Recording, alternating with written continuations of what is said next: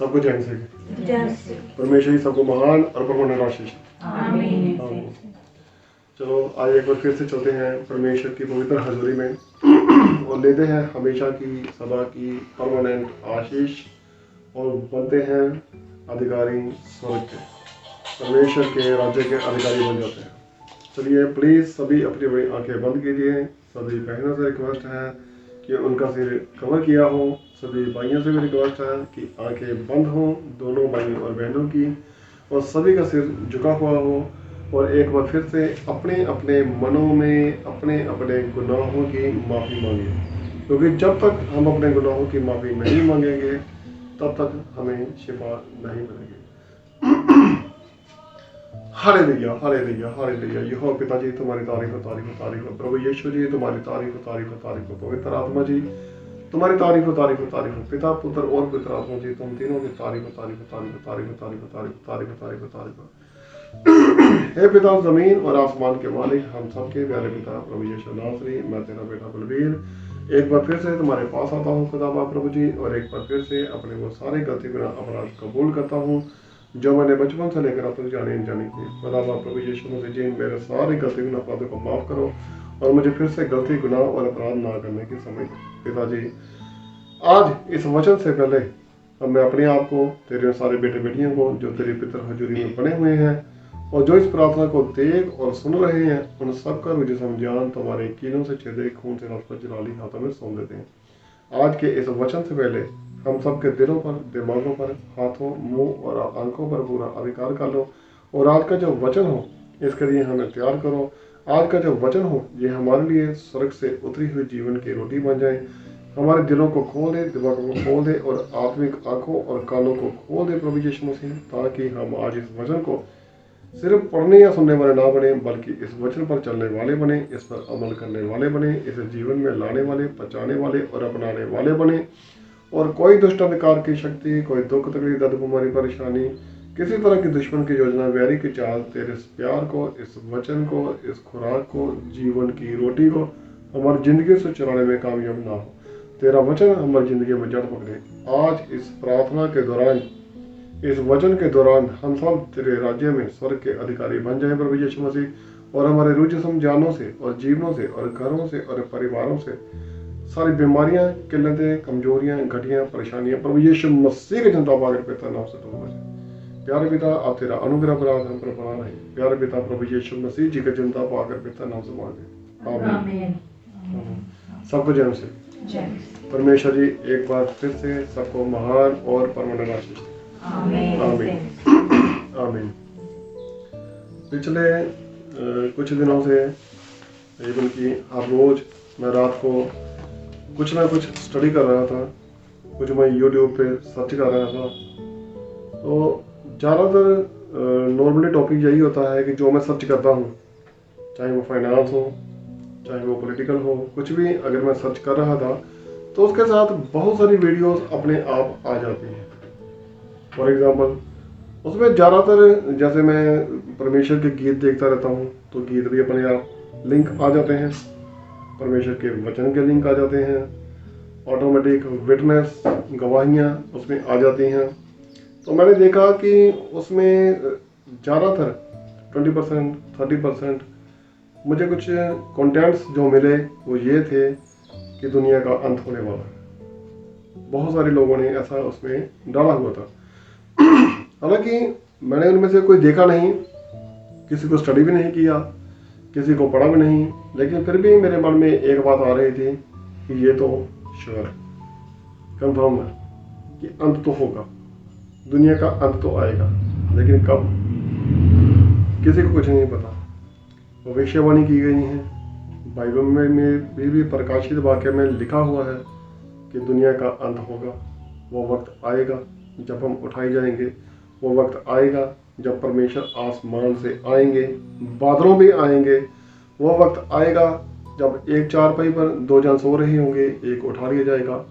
कौन छोड़ा जाएगा, कौन उठा लिया जाएगा, इसके बारे में मैं थोड़ा सोचने लगा। मैंने परमेश्वर से दुआ की, प्रार्थना की कि परमेश्वर जी मुझे बताइए कि वो वक्त, वो समय, वो कैसा होगा, वो घड़ी कब आएगी या आने वाली है, उसका चिन्ह बताइए, उसकी निशानी बताइए, हमें इसके बारे में थोड़ा सा जानकारी दीजिए।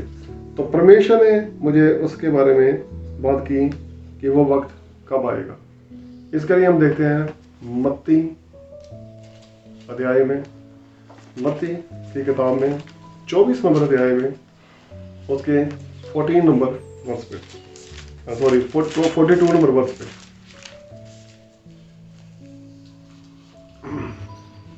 इसलिए जागते रहो, इसलिए जागते रहो, क्योंकि तुम नहीं जानते हाँ कि जी। तुम्हारा प्रभु किस दिन आएगा।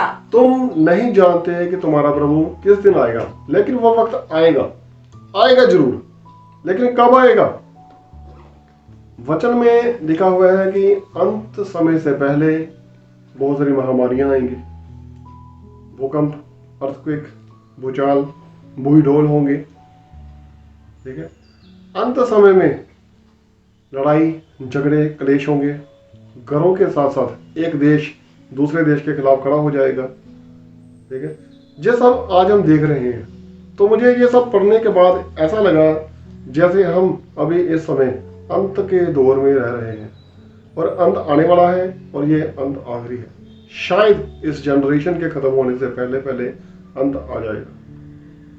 कन्फर्म है कि हम अभी अंत के दौर में रह रहे हैं, लेकिन वो वक्त कब आएगा कोई जानता है इसके बारे में? इसलिए आज हम ज्यादा फोकस करेंगे यही मत्ती 24 की चैप्टर की 42 नंबर वर्ष पे। इसे दोबारा से पढ़िए। इसलिए जागते रहो, इसलिए तुम लोग जागते रहो, क्योंकि तुम नहीं जानते हाँ जी। कि तुम्हारा प्रभु किस दिन आएगा। कि तुम्हारा प्रभु किस दिन आएगा। ये सारी घटनाओं के होना, पहले जो घटनाएं होंगी, प्रॉब्लम्स आएंगी, परेशानियां होंगी, घरों में क्लेश होंगे, बीमारियां आएंगी। आज भी मैं देखता हूं कि बहुत सारे फ्लाईओवर्स बने हुए हैं जिनकी कंडीशन खराब हो रही है, वो क्रैक हो रहे हैं, वो टूटने वाले हैं। अर्थ के कारण बहुत सारे महामारियां आ चुकी हैं जिनकी मेडिसिन भी अवेलेबल नहीं है, हॉस्पिटल्स में भी नहीं है, ठीक है। तो ये शुरुआत हो चुकी है, अंत नहीं है, घबराने की जरूरत नहीं है। लेकिन हमें क्या करना होगा? जागते रहना होगा। फिर से पढ़ के देखिए इसे दोबारा से। इसलिए जागते रहो, इसलिए जागते रहो, क्योंकि तुम नहीं जानते कि तुम्हारा प्रभु किस दिन आएगा। क्योंकि तुम नहीं जानते कि तुम्हारा प्रभु किस दिन आएगा। ये प्रभु के आने की बात हो रही है।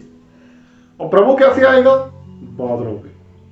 और जब प्रभु बादलों पे आएगा उस समय 2-3 तरह की कंडीशन होगी। या तो हम उठाए जाएंगे या हम छोड़ दिए जाएंगे। अगर उठाए गए फिर तो बहुत बढ़िया, अगर छोड़ दिए गए फिर बुरा होगा। बुरा नहीं, बहुत बुरा होगा, क्योंकि छोड़ दिए जाने के बाद पनिशमेंट अलग से होगी। एक होता है पास हो जाना, क्लियर है, नेक्स्ट क्लास में चला जाएगा, न्यू बुक्स, सब कुछ नया होगा, नई सृष्टि, नया घर, सब कुछ नया होगा। लेकिन अगर हम छोड़ दिए जाएंगे तो क्या होगा?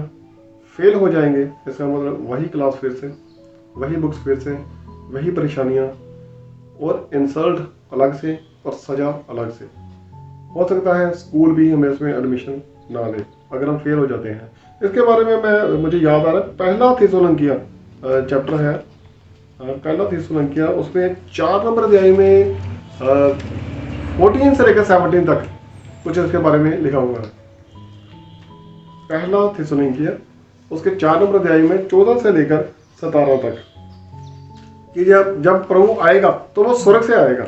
न्यू टेस्टामेंट में है पहला थिस्सलुनीकियों उसके 4 नंबर अध्याय में वर्ष 14 से 17 तक। हाँ जी।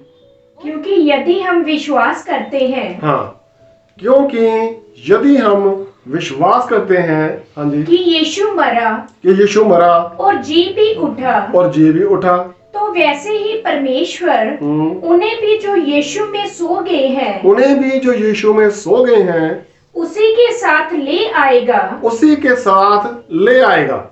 हम विश्वास करते हैं यीशु मरा और जी उठा। हाँ जी। क्योंकि हम प्रभु के वचन के अनुसार तुमसे यह कहते हैं हाँ। कि हम जो जीवते हैं हाँ। और प्रभु के आने तक बचे रहेंगे, जो प्रभु के आने तक बचे रहेंगे, जो अभी हम जिंदा हैं, हम जिंदों की बात कर रहे हैं। हमारा पिता जिंदों का परमेश्वर है, मुर्दों का परमेश्वर नहीं है। जो प्रभु के आने तक बचे रहेंगे, हाँ जी, सोए हुओं से कभी आगे ना बढ़ेंगे, कभी आगे ना बढ़ेंगे, क्योंकि प्रभु आप ही स्वर्ग से उतरेगा। क्योंकि प्रभु आप स्वर्ग से उतरेगा।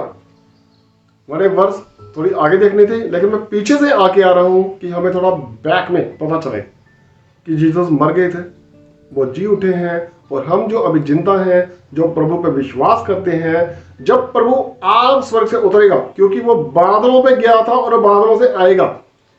ठीक है, मुझे याद है कि जब मैं छोटा होता था तो मैं गांव में रहा करता था, तो कुछ बच्चे बहुत शरारतें किया करते थे। छोटी सी एक नदी टाइप या छोटी सी रिवर, जिसमें नहर टाइप जैसे हम बोलते हैं, कुछ पानी कमर के ऊपर तक होता था, लेकिन बच्चों के लिए वो भी ज़्यादा होता था। तो बच्चे क्या करते थे, जंप लगाते थे और नाक पकड़ के नीचे बैठ जाते थे। तो पर्सन देखता था कि यहाँ उसने डुबकी लगाई है, लेकिन निकलता वो थोड़ा आगे से था। वो कहते गया तो इधर था, तो इधर से कैसे आ गया? जिधर से वो गया है, जिधर उधर से ही वापस आएगा। वो आसमान पे जिंदा उठाया गया था, तो वो आसमान से बादलों पे ही आएगा। यही वचन हम देख रहे हैं। हाँ जी, उस समय ललकार हाँ जी, और प्रधान दूत का शब्द सुनाई देगा, हाँ जी, और परमेश्वर की तुरही फूकी जाएगी, हाँ जी। और जो मसीह में मरे हैं, जो मसीह में मरे हैं, हाँ, वे पहले जी उठेंगे। वो पहले जी उठेंगे। हाँ जी। तब हम जो जीवते और बचे रहेंगे। पहला नंबर किनका आएगा? जो मर चुके हैं, प्रभु में विश्वास करते हैं, पहले वो जी उठेंगे। फिर हमारा नंबर आएगा, जो अभी हम विश्वास में जिंदा हैं। हाँ जी, उसके साथ बादलों पर उठा लिए जाएंगे। उसके साथ बादलों पर उठा लिए जाएंगे। पर सच में क्या हम बादलों में उठा लिए जाएंगे? पक्का है? अगर हम छोड़ दिए गए फिर? लेकिन ये कब होगा? क्या इसका किसी को पता है कब होगा ये सब? भूल गए? फिर से देखिए मत्ती 24 की वही 42। इसलिए जागते रहो। हमें उस घड़ी का नहीं पता, ये होगा जरूर। इसलिए जागते रहो, क्योंकि तुम नहीं जानते हाँ, कि तुम्हारा प्रभु किस दिन आएगा। तुम्हारा प्रभु किस दिन आएगा। अब लोग क्या करेंगे? लोग मजाक उड़ाते हैं। नूह के समय भी ऐसा ही हुआ था। वो बोलते थे जहाज बना रहा था, लोग उसका मजाक उड़ाते रहे, वो बेचारा रोता रहा और खुशखबरी का प्रचार करता रहा, गुनाहों की माफी के लिए बोलता रहा, लेकिन किसी ने नहीं सुना। तो इन अंत के दिनों में जिस दिन हम रह रहे हैं, बादलों से प्रभु तो जरूर आएगा।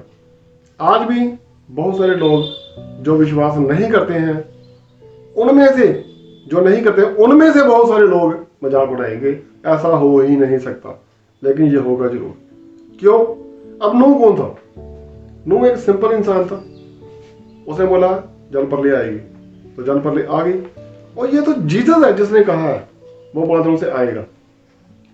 ठीक है, तो जीसस के वजन कभी नहीं टाल सकते। अब जब जीसस बादलों से आएंगे, ठीक है, तो उस समय 2, 3, 4 तरह की घटनाएं होंगी। उस समय लोगों का आचरण, चरित्र, करैक्टर, व्यवहार जिसे हम बोलते हैं, ये कैसा होगा? किस तरह का लोग व्यवहार करेंगे? ये तो कन्फर्म है कि लोग मजाक उड़ाएंगे। ठीक है, लेकिन क्या बोलेंगे उस समय? वो क्या करेंगे? मत्ती 24 पे देख रहे हैं, इसके 37 देखना। 37 से अब 42 तक आते हैं। अभी तक हम सिर्फ 42 देख रहे थे, अब 37 से 42 तक आते हैं। हाँ जी, जैसे नूह के दिन थे, जैसे नूह के दिन थे, हाँ जी, वैसा ही मनुष्य के पुत्र का आना भी होगा। जैसे नूह जहाज बनाता रहा, रोता रहा और लोगों को बताता रहा कि जल प्रलय आने वाली है, वो वक्त आएगा।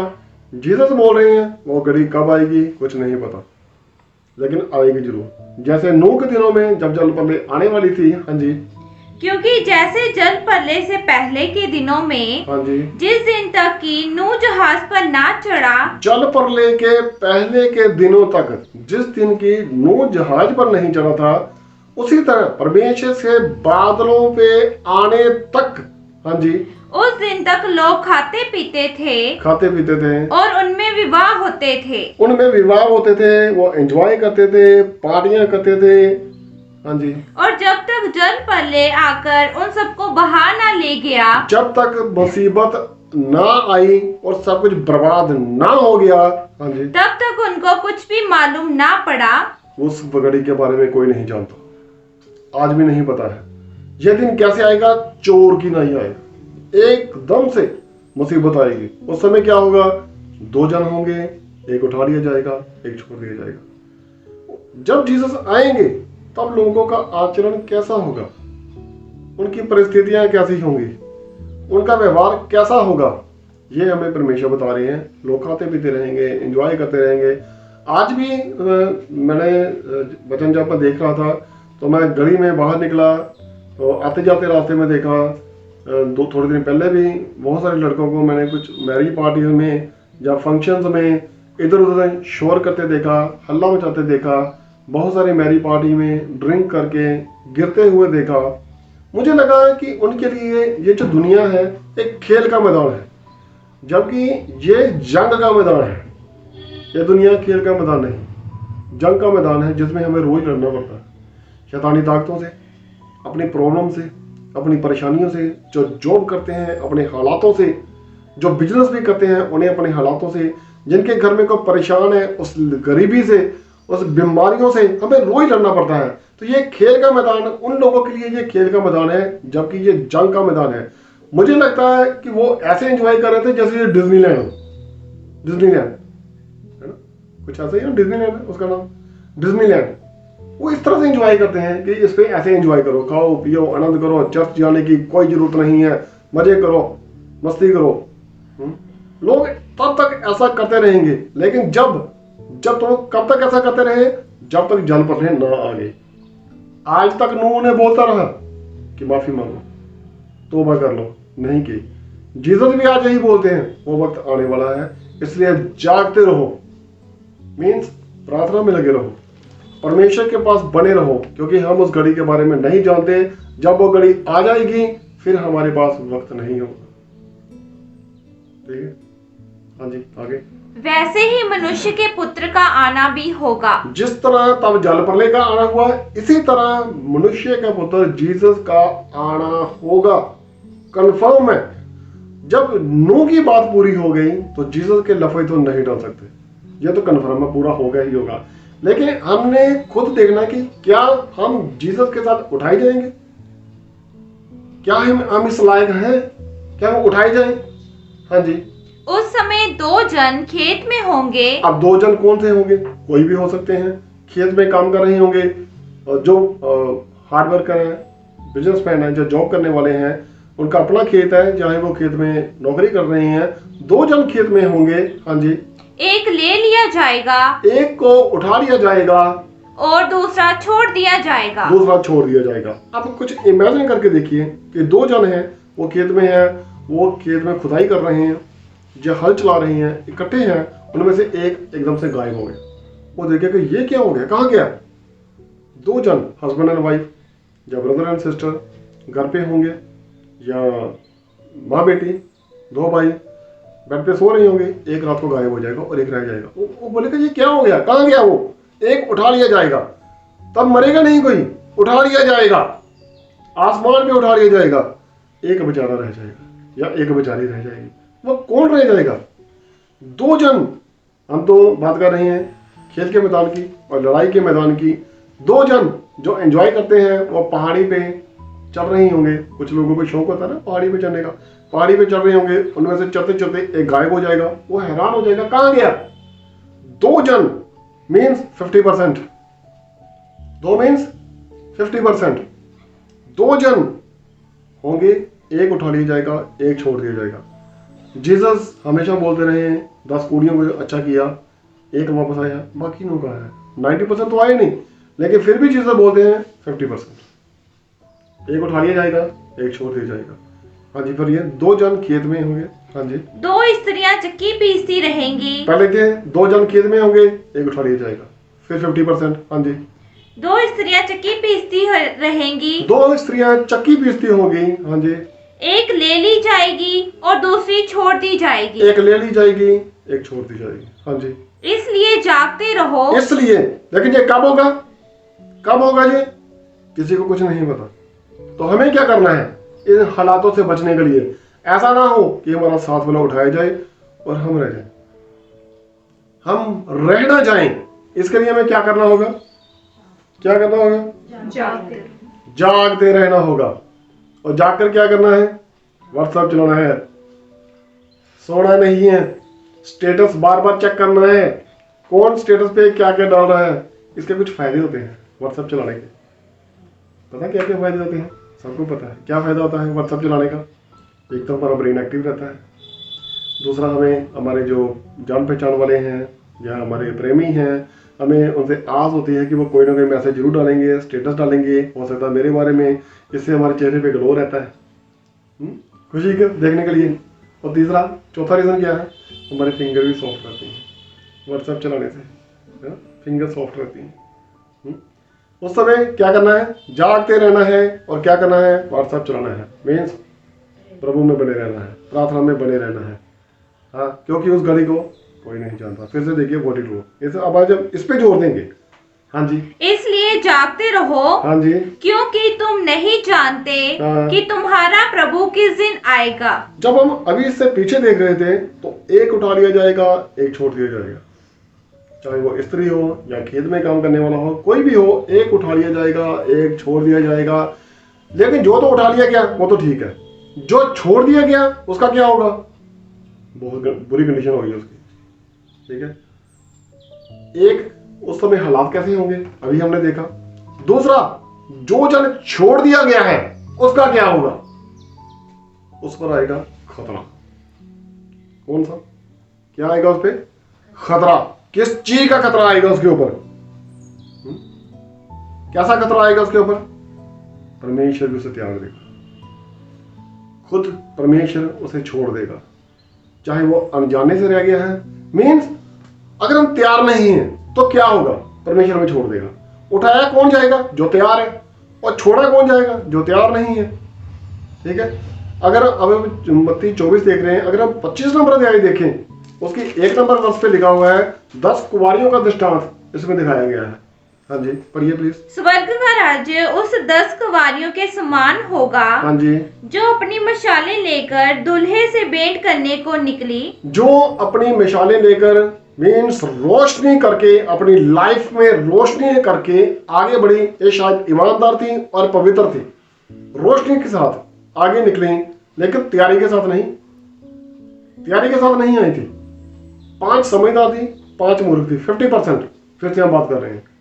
कौन उठाया जाएगा? एटलीस्ट 50% तो उठाई जाएंगे, मुर्दों और जिंदों दोनों में से 50% उठाई जाएंगे। हाँ जी, उनमें 5 मूर्ख और 5 समझदार थी। 50% 5 मूर्ख थी और 5 समझदार थी। आज अगर हम बोले यहाँ जितने लोग बैठे हैं प्रार्थना देख रहे हैं, आधे लोग मूर्ख हैं, बोले आपकी हिम्मत कैसे हुई हमें मूर्ख बोलने की? 50% बोला हमने, सबको नहीं बोला। आप मूर्ख हैं। अगर हम बोले जितने जन यहाँ पे बैठे हैं उनमें से 50% समझदार है, तो वो हर कोई अपने आप को समझदार समझेगा, मूर्ख नहीं समझेगा, समझदार समझेगा। कोई फर्क नहीं है, मैंने वर्डिंग एक ही इस्तेमाल की है, 50%। हाँ जी, मूर्खों ने अपनी मशालें तो ली, परंतु अपने साथ तेल नहीं लिया। अपने साथ तेल नहीं लिया, तैयारी नहीं की उन्होंने। जिस तरह उठे थे उसी तरह चल पड़े। ठीक है, हाँ जी। परंतु समझदारों ने अपनी मशालों के साथ अपनी कुप्पियों में तेल भी भर लिया। अपने अंदर अंधेरा ना हो जाए उन्होंने अपने आप को तैयार रखा। ये है समझदारी वर्ग। ठीक है, और लेकिन जब परमेश्वर आए, जब दुल्हा आया उनसे भेंट करने के लिए, उन्हें साथ ले जाने के लिए, तो ये जो 5 मूर्ख थी ये इधर उधर देखने लगे। हमारा तेल खत्म हो रहा है, हमारी मशालें बुझ रही हैं, तो हमें दो। नहीं, हम नहीं दे सकते, हम अपने पास से कुछ नहीं दे सकते।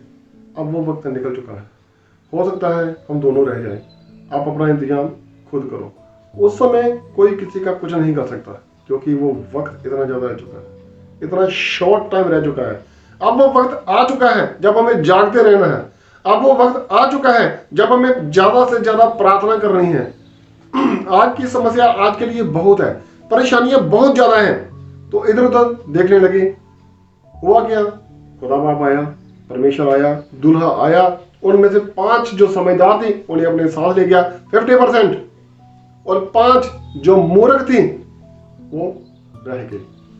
जब वो वापस आई बाजार से तब तक दरवाजा बंद हो चुका था। जिस तरह नूह के समय में जहाज का दरवाजा बंद हो चुका था, इसी तरह परमेश्वर ने जब वो 10 कुंवारियों में से 5 को ले गया तो दरवाजा किसने बंद किया?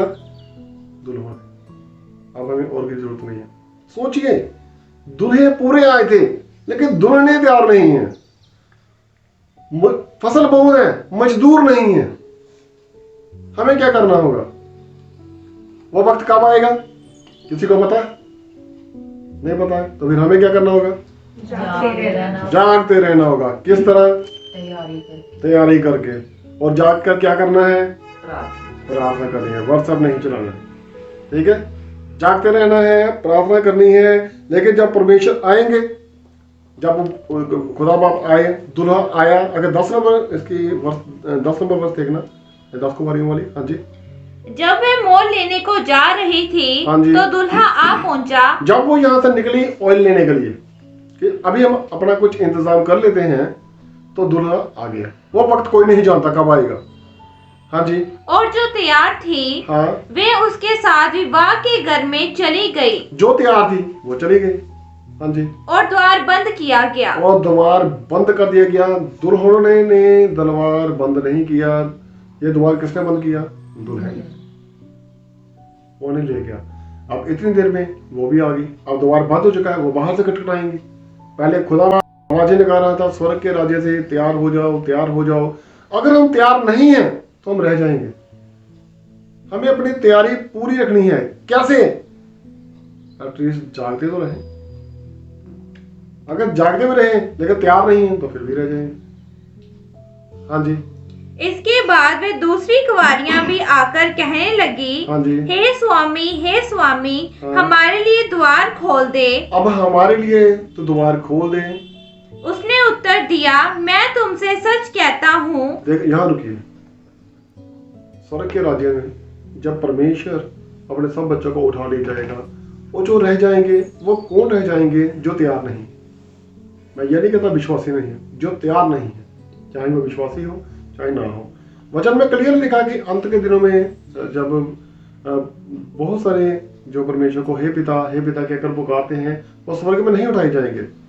जब वो परमेश्वर से बोलेंगे, हमने तेरा नाम लेकर बड़े बड़े काम किए हैं, तो परमेश्वर उनसे क्या बोलेगा? मैं तुमसे सच कहता हूँ, मैं तुम्हें नहीं जानता, क्योंकि तुम लोग होठों से मेरा इकरार करते हो लेकिन तुम्हारा दिल मुझसे बहुत दूर है। हम क्या कहते हैं? 2 बेड़ियों का प्यार रखते हैं। एक तरफ जाओ, जितना मर्जी जाओ, एक तरफ जाओ, न्यूट्रल मत रहो, ठीक है? ये नहीं हम ये भी करेंगे वो भी करेंगे। दूध और लस्सी इकट्ठा नहीं पिएंगे, ठीक है? खाना तरीके से खाते हैं तो एक तरफ जाओ, जितना मर्जी जाओ। हम एक टाइम में एक डॉक्टर की मेडिसिन खाते हैं, 2 की नहीं खाते। एक तरफ जाओ, जितना मर्जी जाओ, ठीक है? या हम छोड़ दिए जाएंगे या हम उठा लिए जाएंगे। अगर हम इधर भी जाएंगे उधर भी जाएंगे तो कुछ नहीं होगा, हम 2 भी छोड़ दिए जाएंगे। एक तरफ जाओ, जिधर मर्जी जाओ, एक डॉक्टर के पास जाओ, जिसके पास मर्जी जाओ, जिधर मर्जी विश्वास रखिए, कोई दिक्कत नहीं है, ठीक है? जब वो वापस आए, हाँ जी, तो जिस दिन उन्होंने क्या बोला? हाँ जी। उसने उत्तर दिया, मैं तुमसे सच कहता हूँ, मैं तुमसे सच कहता हूँ, मैं तुम्हें नहीं जानता। मैं तुम्हें नहीं जानता। क्यों? जब तुम्हें पता था कि मैं आने वाला हूं तो तुमने तैयारी क्यों नहीं की?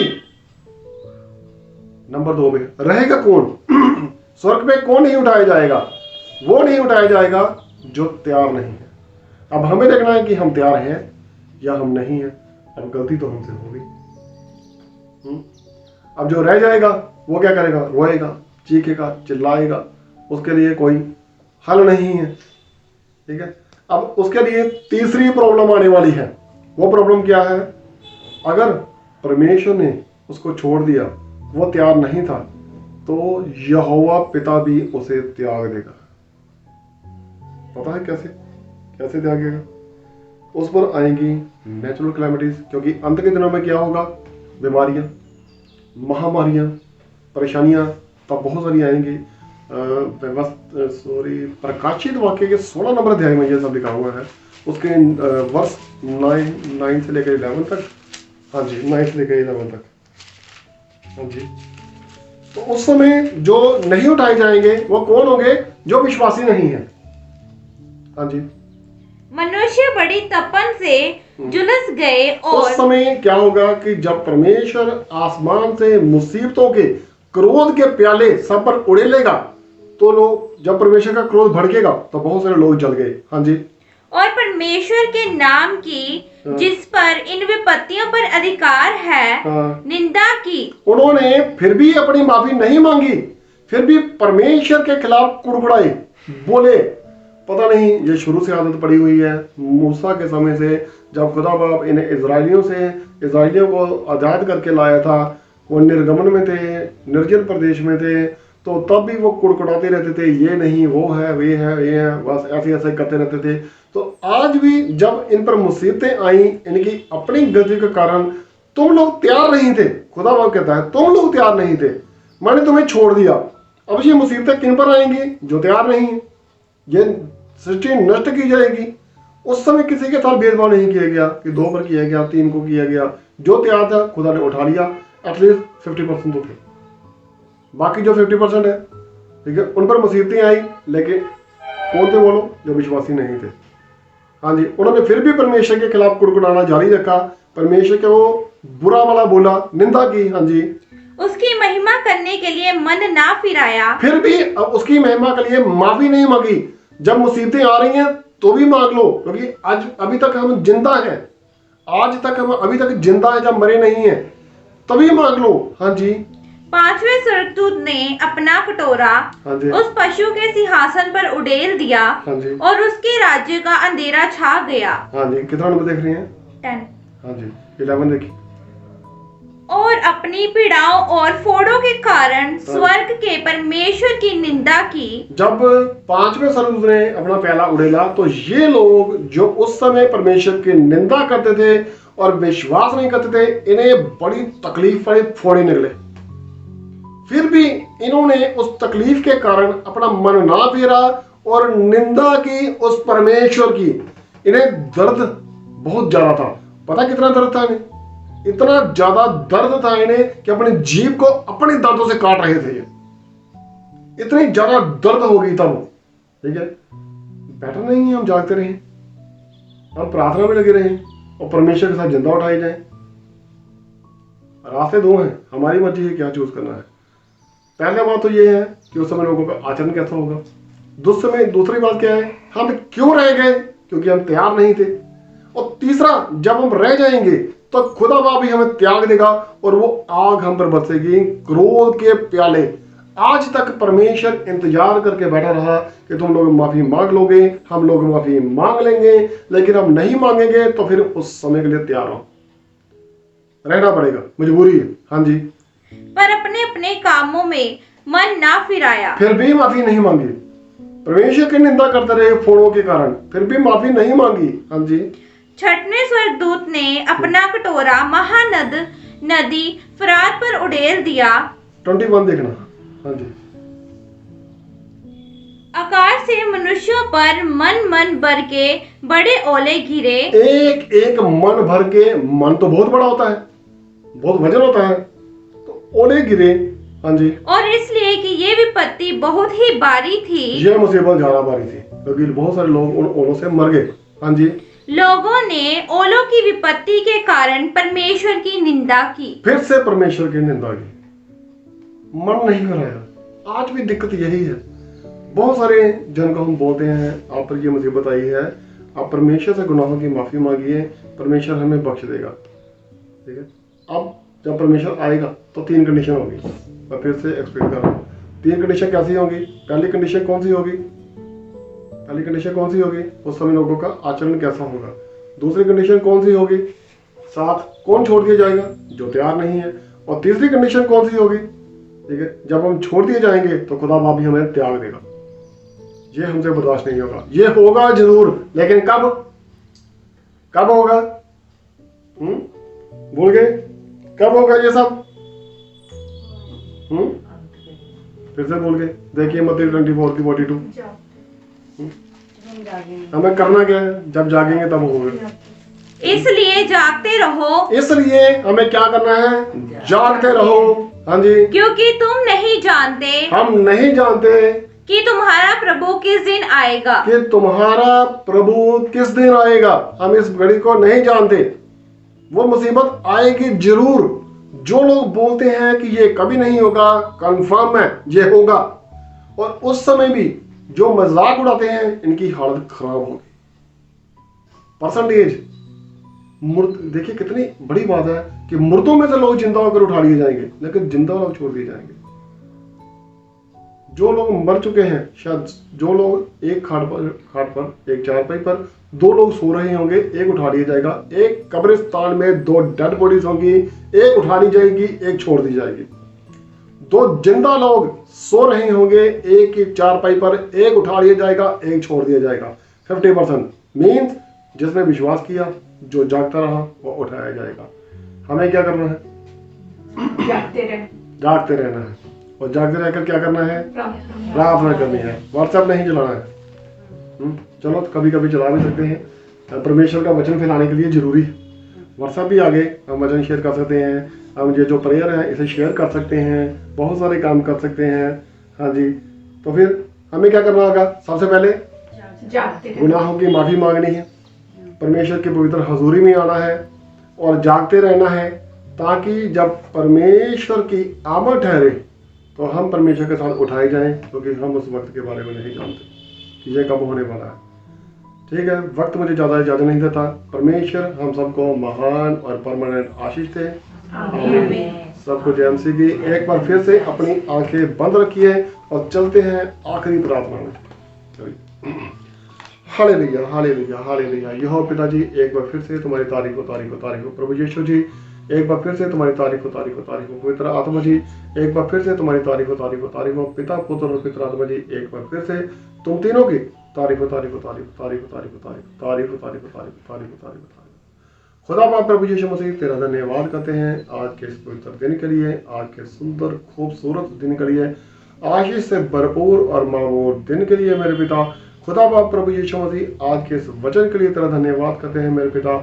आज तूने हमें सिखाया कि तेरी आमद के समय तक हम किस तरह से तैयार रह सकते हैं। तूने हमें बताया कि वो दिन चोर की नहीं आएगा और हम उस दिन के बारे में नहीं जानते, लेकिन वो दिन जरूर आएगा। खुदा बाप प्रभु जी, ऐसा फजल कर कि हम तेरे जितने बेटे बेटियां आज इस प्रार्थना को देख और सुन रहे हैं, हम सब तेरे साथ स्वर्ग में जिंदा उठाए जाने के योग्य ठहरे।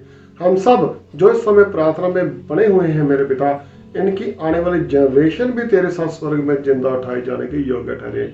हम सब जो इस समय इस प्रार्थना में बने हुए हैं, वो उनमें से कोई भी छोड़ा ना जाए प्रभु यीशु मसीह, और उन्हें विपत्तियों के भागीदार ना बने मेरे पिता। खुदा बाप प्रभु जी, फिर भी अगर हमसे कोई गुनाह हो जाए तो मेरे पिता हमारे गुनाह को याद ना करना, बल्कि तो अपने उस प्यार को याद करना जो तूने हमारे लिए क्रूस पर दिखाया था और जिसके द्वारा तूने हमें बचाया था प्रभु यीशु मसीह जी। खुदा बाप प्रभु यीशु मसीह, इसी समय हम पर पूरा अधिकार कर ले।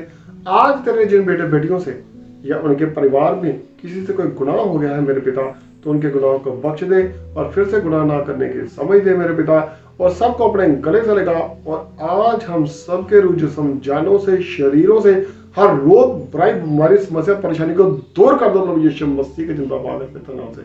तेरा अनुग्रह भरा हाथ हम सब पर रख, हमें दिन दोगुनी रात चौगुनी तरक्की दे, रूहानी जिस्मानी आशीष दे, गिफ्टों वरदानों की भरपूरी दे। बाप, बेटा और पवित्र आत्मा तीनों की आकत आया हुआ चौगुना मसा दे मेरे पिता। तेरा प्यार भरा हाथ हम सबके सिर पर रखा। ओ खुदा बाप प्रभु यीशु मसीह, सदा के लिए अपने संतान, अपने राजकुमार राजकुमारियां होने का अधिकार दे मेरे पिता। तेरा धन्यवाद, बीते दिनों में तूने हमारी प्रार्थना को स्वर्ग में सुना।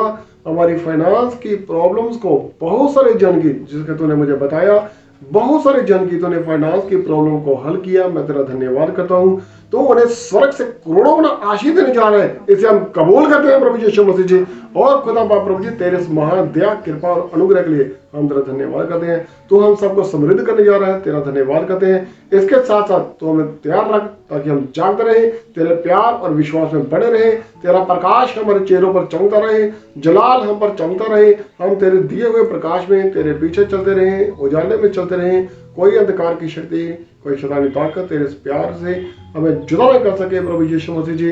खुदा बाप प्रभु यीशु मसीह जी, आज का जो वचन है हम सबके दिलों पर छप जाए, हमारे दिमागों में बस जाए, हमारी जिंदगी में जड़ पकड़े और 100 गुना, 1000 गुना, करोड़ गुना, अरबों गुना फल लेकर आए।